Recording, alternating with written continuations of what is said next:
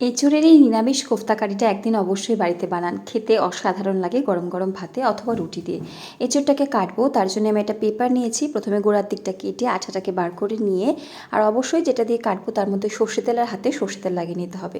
গোল গোল করে কেটে খোসা ছাড়িয়ে নিয়ে প্রেশার কুকারে টুকরো করে নিয়ে নুন আর হলুদ দিয়ে দুটো লো ফ্লেমে সিটি দিয়ে যে শক্ত অংশটা সেটা বাদ দিয়ে ফেলে দেবো।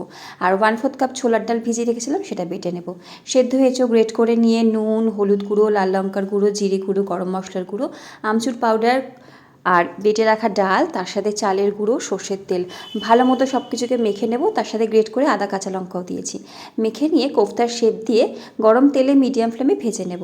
ওই তেলে গরম মশলা, গোটা জিরে ফোড়ন দিয়ে আদা টমেটো কাঁচা লঙ্কার পেস্ট দিয়ে কষাতে কষাতে মিক্সির জারে টক দই, চারমগজ কাজু, শুকনো লঙ্কা দিয়ে পেস্টটাকে বানিয়ে নিয়ে মশলা কষিয়ে গ্রেভি বানিয়ে নুন অল্প একটু চিনি দিয়ে গ্রেভি বানিয়ে কোফতা, ধনেপাতা কুচি, গরম মশলার গুঁড়ো ফুটিয়ে নিয়ে নামাবার আগে ঘি দিয়ে